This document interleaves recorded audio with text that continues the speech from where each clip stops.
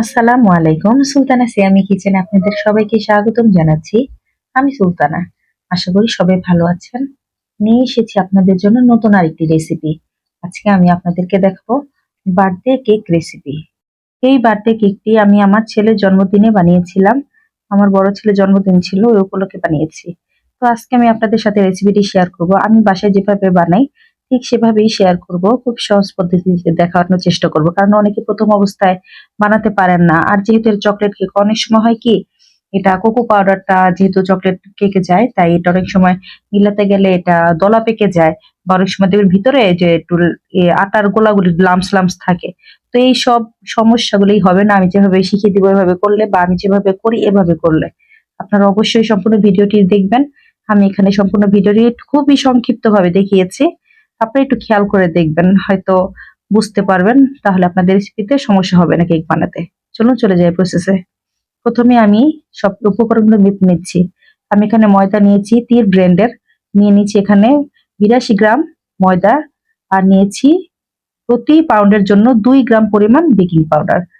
আর এখানে নিয়েছি চিনি 100 গ্রাম, কোকো পাউডার দিয়েছি আমার এখানে 14-15 গ্রামের মতো, বাসায় ছিল আমি এতটুকুই দিয়ে দিয়েছি। আর দুধটা আমি এখানে নেব প্রতি পাউন্ডের জন্য 10 গ্রাম করে দুধ দেব। তো এখানে আমি দুধটা একটু একবার গুলিয়ে নেব, এর জন্য পরিমাণ মতো অল্প করে পানি দিয়ে গুলিয়ে নিয়েছি। এখন আমি 2 পাউন্ড কেক যেহেতু আমি বানাবো, এখানে 2 পাউন্ড কেকের জন্য আমি নিয়েছি 20 গ্রাম পরিমাণ সয়াবিন তেল। তেলের সাথে দুধটা মিশিয়ে রাখবো। আর 2 পাউন্ড কেকের জন্য নিয়ে নিয়েছি 4টি ডিম। আমি 4টি ডিমের ফোম তৈরি করার জন্য কুসুমগুলি আলাদা করে রাখবো, কারণ তাহলে ডিমের মেরাং যেটা করবো আমরা ওটা খুবই ভালো হবে। ডিমটা যখন আমি উঠাবো, কুসুমটা আমি তেল আর দুধের সাথে একসাথে রেখে দিব, এটা পরে দেখাবো। আর এখন চলুন ডিমটা প্রথমে আমি একটু ফর্ম করে নিই। যখন ফেনা উঠে একটু এমন হবে, তখন আমি অল্প অল্প করে চিনিটা দিব। চিনিটা একবারে দিতে যাবেন না, 3 বারে দিবেন, তাহলে ফর্মটা খুব সুন্দর হবে, তাড়াতাড়ি হয়ে যাবে। দেখেন আমি অল্প অল্প করে চিনিটা দিয়ে পুরোটা সুন্দরভাবে বিট করে নিচ্ছি বিটার দিয়ে। বিটার দিয়ে যখন বিট করবেন আস্তে আস্তে করবেন, খুব বেশি তাড়াহুড়ো করবেন না। দেখেন চিনি দেওয়ার পরে কিন্তু আমার এটা মানে চিনিটা গলে গেছে, কিন্তু ফর্ম এখনো ভালোভাবে হয়নি। ফর্মটা এমন ভাবে করবেন ডিমের যে মেরাংটা, যাতে আপনার এটা উল্টে যাবে কিন্তু পড়বে না, মানে ভালোভাবে ফর্মটা হয়ে যাবে। খুব সুন্দরভাবে ফর্মটা হয়েছে দেখেন। কুসুম না দিলে ফর্মটা এমন হবে, আর যদি কুসুম দিয়ে করেন তখন ফর্মটা এমন হবে না, তখন ওটা অন্যরকম হবে। এখন আমি যেই দুধ আর ডিমটা একসাথে রেখেছিলাম তেলের সাথে, ওইখানে আমি কোকো পাউডারটা চেলে দিয়েছি, যেটা নিয়েছি, আর দিয়ে দিলাম 1.5 চামচ পরিমাণ ভ্যানিলা এসেন্স। আর দিয়ে দিয়েছি 1 টেবিল চামচ পরিমাণ ইমালশন, এটা চকলেট ইমালশন। এটা একসাথে দিয়ে এটাকে করবো এবং একটু হালকা নাড়াচাড়া দিয়ে এটাকে বিট করে নিব। এটাকে এভাবে করে বিট করলে হবে কি, আমি যেভাবে করি সেভাবে দেখাচ্ছি, তাহলে এটার ভিতরে যদি পানি লাগে আপনি অল্প পরিমাণ একটু পানি দিয়ে বিট করবেন, তাহলে হবে কি যে এখন যে মিশাবেন এটা খুব ভালো হবে। আর এখন এই যে ময়দাটা আমি একবার চেলে রেখেছি, ময়দার বেকিং পাউডারটা এখন আরেকবার একটু চেলে চেলে এটা সুন্দর দিয়ে মিশাতে হবে, সুন্দর করে দিয়ে মিশাতে হবে। দেখেন প্রথমে যখন মিশাতে যাবেন লাগবে কি একটু হার্ড হার্ড, আসলে হার্ডটা হবে না। আপনি এখন করবেন ওই যে যেটা আমরা কোকো পাউডারটা এটাই এখন এটা উপর দিয়ে দিবেন, অল্প অল্প করে দিয়ে এটার সাথে মিশাবেন। প্রথমে একটু মানে হার্ড লাগতে পারে, পরে যখন একটু মিশাতে যাবেন তখন দেখবেন না ঠিক আছে। দেখেন প্রথমে একটু শক্ত লেগেছিল, তারপর দেখেছেন ইজিলি মিশে যাচ্ছে। আর দেখেন আমার ঘুরানোর প্রসেসটা দেখেন, আমি এক বিটার দিয়ে সুন্দরভাবে ঘুরিয়ে ঘুরিয়ে মিশাচ্ছি। আপনি তাড়াহুড়া করবেন না, তাহলে ডিমের ফর্মটা কিন্তু নষ্ট হয়ে যাবে। একটা স্প্যাচুলা দিয়ে সুন্দরভাবে এভাবে করে উপর থেকে আস্তে আস্তে করে এটা দিবেন, আর হলে এই লিকুইডটা দিবেন, আর সাথে দিবেন হলে কি ওই যে ময়দার মিশ্রণটা, এটা তাহলে হবে কি সুন্দরভাবে এটা ইজিলি সুন্দরভাবে গলে মানে মিশে যাবে। আপনি এটা যত সুন্দরভাবে আস্তে আস্তে করে মিশাবেন, এটা সুন্দরভাবে আস্তে আস্তে মিশাবেন, কোনো তাড়াহুড়া দরকার নেই, আপনি ধীরে ধীরে করবেন। সবার লাস্টে চারপাশ থেকে সুন্দরভাবে সম্পূর্ণ বাটি থেকে ঘুরিয়ে তারপরে একটা স্প্যাচুলা দিয়ে উপর নিচে সুন্দরভাবে মিশিয়ে দিবেন, তাহলে হবে কি কোথাও কোনো বাকি থাকলে বা মিশে না থাকলে এটা হবে কি এটা এখন বেরিয়ে যাবে। দেখেন আমার ঘনত্বটা অনেক সুন্দর হয়েছে না? এই ঘনত্বতেই রাখতে হবে। এখন আমি যে মোল্ডে বসাবো সেই মোল্ডে একটা বেকিং পেপার নিয়ে এখন আমি ব্যাটারটা ঢেলে দিলাম। ব্যাটারটা যখন আমি ঢেলে দিব তখন আমি এখানে একটু ট্যাপ ট্যাপ করে নেব, যাতে কোনো ভিতরে বাষ্প না থাকে, বের হয়ে যায়। ওইটা ভালোভাবে কয়েকবার করবো বা কাঠি দিয়ে একটু ঘুরিয়ে দিলেও হয়। এখন আমি এটা 150 টেম্পারেচার এসে আমি একটা দিয়ে দিলাম ওভেনে, প্রায় 25 মিনিটের জন্য। এটা আপনার 25 থেকে 30 মিনিটের মধ্যে হয়ে যাবে কেকটা। স্পঞ্জ কেক হতে খুব বেশি সময় লাগে না, এটা একটু খুব তাড়াতাড়ি হয়ে যায়। দেখেন 25 মিনিট পর আমার কেকটা কিন্তু হয়ে গেছে। আমি একটা কাঠি দিয়ে চেক করে দেখেছি হয়ে গেছে। দেখেন আমার কেকটা কিন্তু দাবেনি, উপরে একটু ফোলা ছিল, কিন্তু এটাই যেমন হয়েছে কিন্তু এটা কোনো দাবেনি, খুব স্পঞ্জি খুবই সুন্দর ভাবে কেকটা হয়েছে। আমি একটু কেকটা আপনাদের কেটে দেখাচ্ছি। এমন করে চারপাশ থেকে সুন্দর করে গোল করে ঘুরিয়ে তারপরে ভিতরে আসতে পরে মাঝে দিয়ে আস্তে আস্তে কাটবেন। আগে চারপাশ থেকে ঘুরিয়ে কাটবেন। তাহলে কি ভিতরিটা সমান হবে। নাহলে কিন্তু আপনাদের একবার যদি কাটেন সমান হতে চায় না। তাই এটা একটা টিপস আপনি করবেন। দেখেন আমার কেকটা, আমার কেকটা কিন্তু 2 পাউন্ডের বেশি আগেই বলেছি। দেখেন আমি একটা বোটে ফেলছি, ই করছি, এটা ভাঙবে না। এটি স্পঞ্জি, খুব ভালো স্পঞ্জি হয়েছে, নরম হয়েছে, খুবই ভালো হয়েছে। দেখেন এখন আমি এটা সুগার সিরাপ তৈরি করে নিচ্ছি। এখানে দুধ আর চিনি একসাথে দিয়ে আমি করে ফেললাম, মিশিয়ে নিলাম। এখন আমি দিয়ে দিলাম কফি।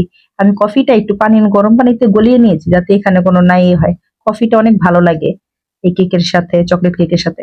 ক্রিম তৈরি করার জন্য আমি নিয়ে নিচ্ছি 2.5 কাপ পরিমাণ ক্রিম। এখন এই ক্রিমের মধ্যে আমি দিয়ে দিব 4 টেবিল চামচ পরিমাণ চিনি। এটা হলো আইসিং সুগার, আমি ব্লেন্ড করে নিয়েছি চিনিটা। আর সাথে দিয়ে দিয়েছি 1.5 চামচ পরিমাণ ভ্যানিলা এসেন্স। আমি এটাকে এখন সুন্দরভাবে একটু বিট করে নিব। যখন অল্প বিট হয়ে যাবে তখন আমি এর মধ্যে দিয়ে দিব চকলেট ইমালশন। এখানে চকলেট ইমালশনের জায়গায় আপনারা কিন্তু চকলেট গার্নাশও ব্যবহার করতে পারেন।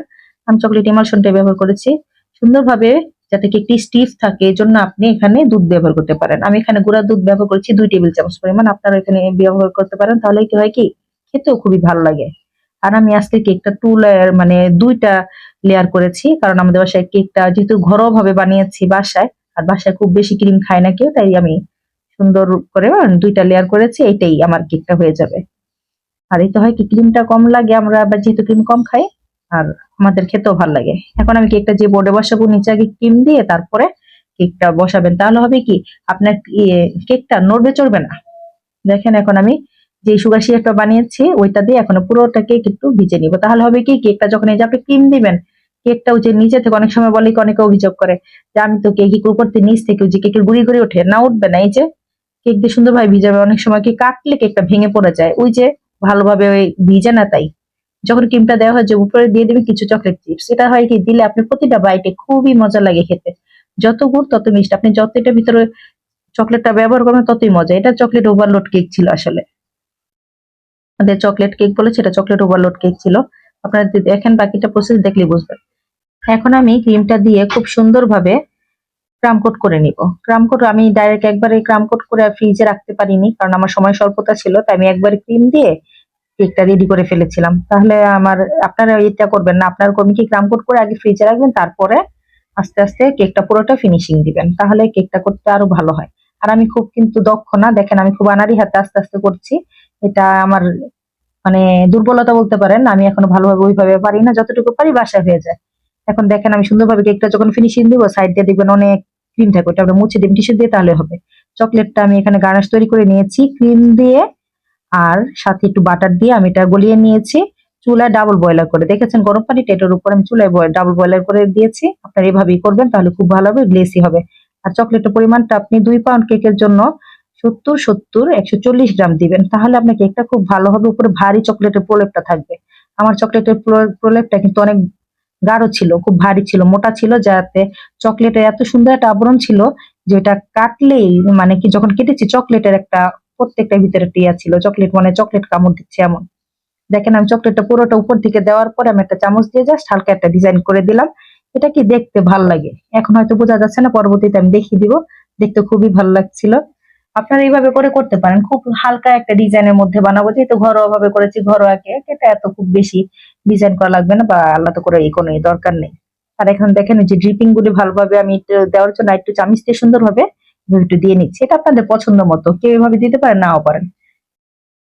এবার ক্রিমটা আমরা একটা গ্লাসের মধ্যে করে নিয়ে পাইপিং ব্যাগে ভরে নিব, তাহলে আমার সুবিধা। আপনারা অন্যভাবে যদি কেউ ওই করতে পারেন তাহলে করবেন। আমি সবসময় গ্লাসে রেখে করি, তাহলে আমার সুবিধা মনে হয়। আর আমাদের এভাবেই শিখেছিল, তাই আমি এভাবেই করি। এখন আমি ক্রিমটা একটা নজেলে, আপনার পছন্দ মতো যে কোনো একটা নজেল নিবেন। আমার এটা ভালো লাগে, খুব সহজে করা যায় ফুল, তাই আমি এই নজেলটা দিয়ে কাজ করি। আর ক্রিমটা যদি আপনার ভালো হয় তাহলে যে কোনো ফুলটা অনায়াসই সুন্দরভাবে হয়ে যায়। আর যদি ক্রিমটা ভালো না হয় তাহলে কিন্তু কোনো ফুলই সহজে ভালো হতে চায় না। দেখেন আমি ক্রিমটা দিয়ে সম্পূর্ণ কেকটা ডিজাইন করে নিয়েছি। এখন এটাকে আরেকটু সৌন্দর্য বাড়ানোর জন্য আমি দিয়ে দিচ্ছি কিছু সুগার বল। এখানে সুগার বল গুলি আমি আস্তে আস্তে করে পুরোটার মধ্যে দিয়ে দিচ্ছি, তাহলে হবে কি দেখতে খুবই ভালো লাগে।